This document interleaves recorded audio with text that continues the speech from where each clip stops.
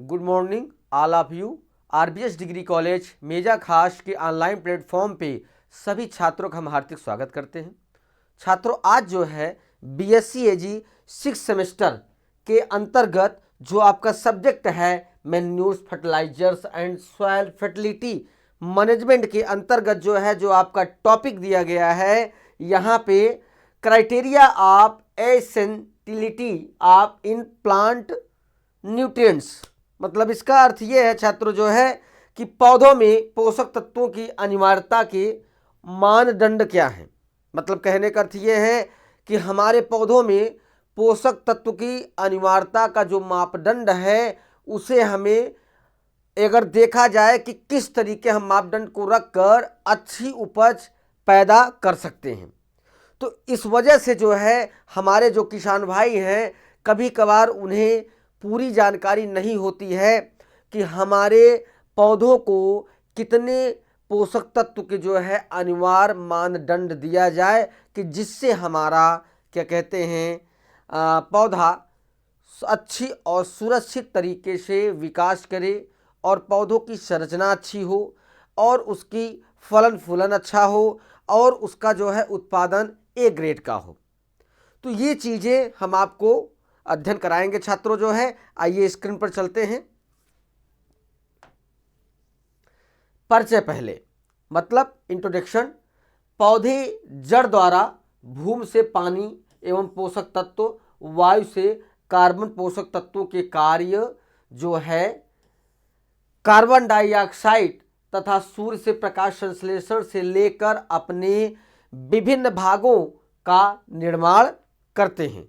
मतलब कहने का अर्थ ये है छात्रों जो है कि जो हमारे मुख्य पोषक तत्व हैं वो हमारे पौधों को किस तरीके अर्जिंग में मिलता है, उसकी अनिवार्यता क्या है, उसके मानदंड क्या है, वो हम आपको बतला रहे हैं छात्रों जो है कि पौधे जड़ द्वारा जो है अपने भूमि से पानी को अवशोषित करते हैं, उसके बाद पोषक तत्व को अवशोषित करते हैं, फिर उसके बाद जो है कार्बन जो है जो पोषक तत्व होते हैं उसे जो है कार्बन डाइऑक्साइड के रूप में जो है तत्वों को लेते हैं।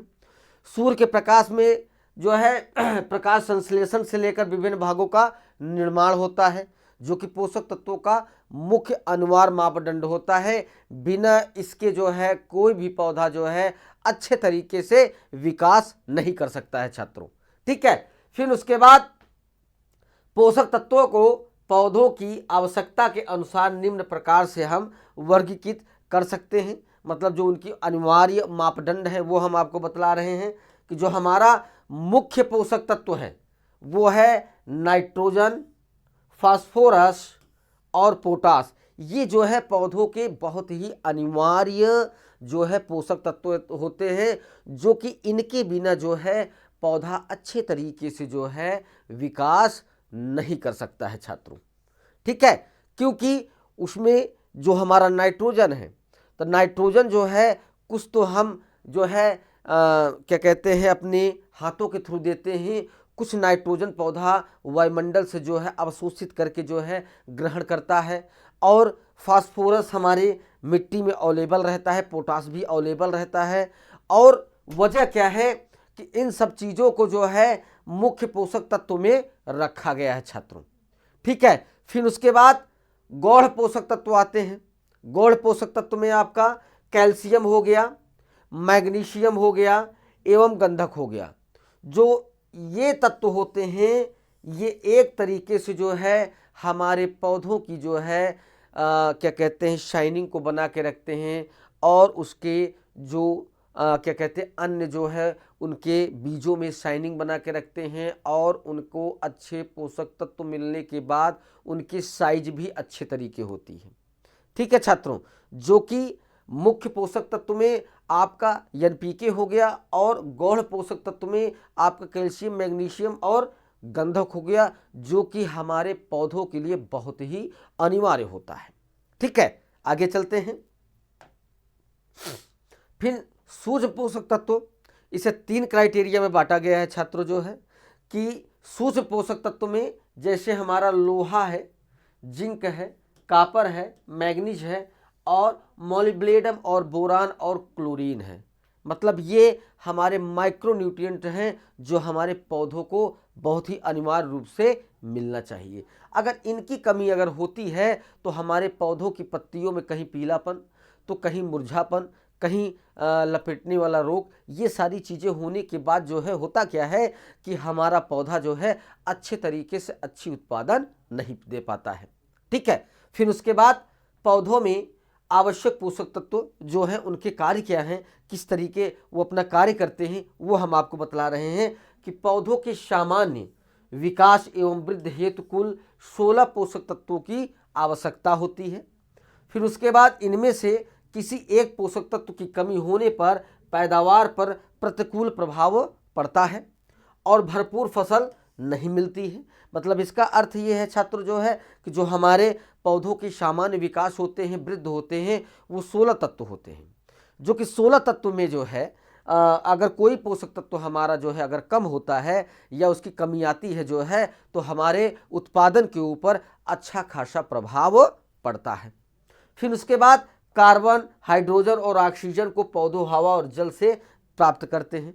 मतलब कहने का अर्थ ये है कि पौधे हमारे जो है जो कार्बन है और हाइड्रोजन है, ऑक्सीजन है, ये हवा के अकॉर्डिंग जो है इन्हें प्राप्त होता रहता है। फिर उसके बाद नाइट्रोजन, फास्फोरस, पोटाशियम, मतलब नाइट्रोजन, फास्फोरस, पोटाशियम को पौधों और मिट्टी से प्राप्त करते हैं। इनकी पौधों की काफ़ी मात्रा में ज़रूरत रहती है।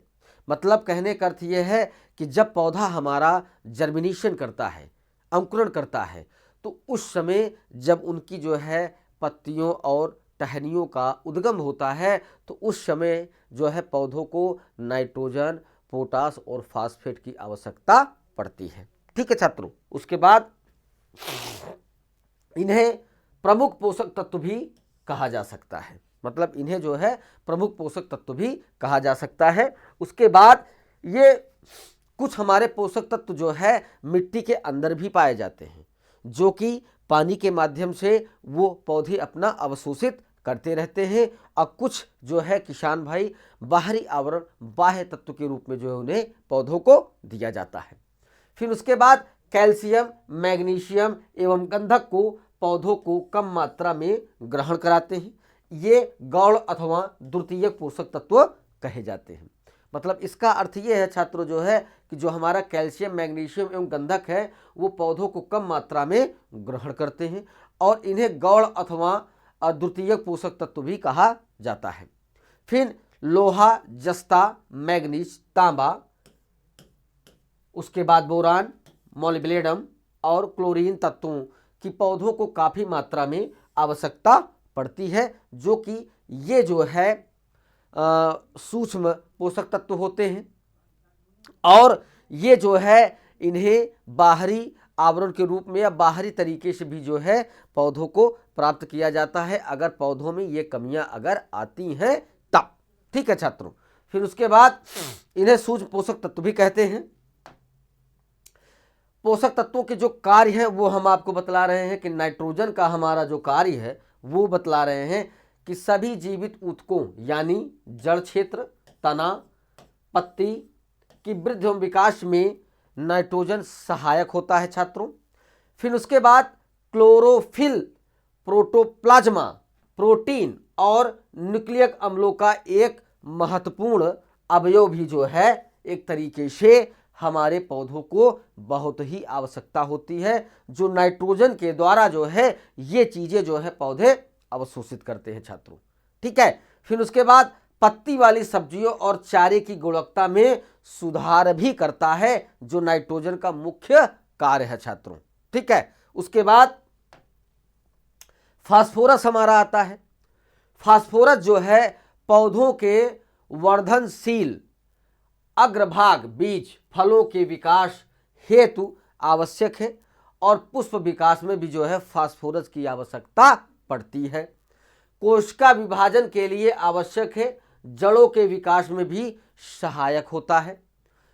न्यूक्लिक अम्लों, प्रोटीन, फास्फोलिपिड और सहविकारों अमीनो अम्ल का अवयव होते हैं, जो कि फास्फेट के द्वारा जो है पौधे अपना इस तरीके से जो है अवशोषण करते रहते हैं और पौधे अपने बीज और फल को अच्छी संरचना देकर अच्छी पैदावार करते हैं। ठीक है, फिर उसके बाद पोटेशियम आता है। पोटेशियम आपका जो है एंजाइमों की क्रियाशीलता को बढ़ाता है। ठीक है, मतलब एंजाइमों की जो क्रियाशीलता है उसको बढ़ाता है। ठंडे और बादल युक्त मौसम में पौधों द्वारा प्रकाश के उपयोग में वृद्धि भी करता है, जो पोटेशियम का मुख्य कार्य है। पौधों की जो है अगर ठंडा जो है मौसम है, अगर बादल युक्त मौसम है, तो वहाँ पे जो है प्रकाश के रूप में जो है पौधों को वृद्ध कराता है हमारा पोटेशियम, जो है जो पोटेशियम मुख्य तत्व है। फिर उसके बाद इससे पौधों में ठंडक और अन्य प्रतिकूल परिस्थितियों को सहन करने की क्षमता बढ़ जाती है। कार्बोहाइड्रेट के स्थानांतरण, प्रोटीन संश्लेषण और उनकी स्थिरता बनाए रखने में मदद करता है।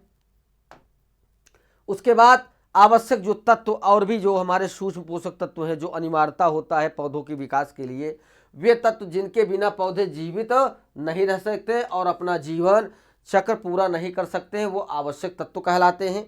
इन तत्वों की कमी से रूपांतरक परिवर्तन आते रहते हैं पौधों में। अगर हमारे जो सूक्ष्म पोषक तत्व है छात्रों जो है, तो अगर हमने गेहूं की फसल अगर ली हुई है, वहाँ पे हमारे जो गौण तत्व हैं नाइट्रोजन, फास्फोरस, पोटेशियम, वो अगर हमारे सही संतुलन में जो है हमारे पौधों को अगर मिला हुआ है, तो वहाँ पे जो है सूक्ष्म तत्वों की जो है कमी नहीं पाई जाएगी। ठीक है।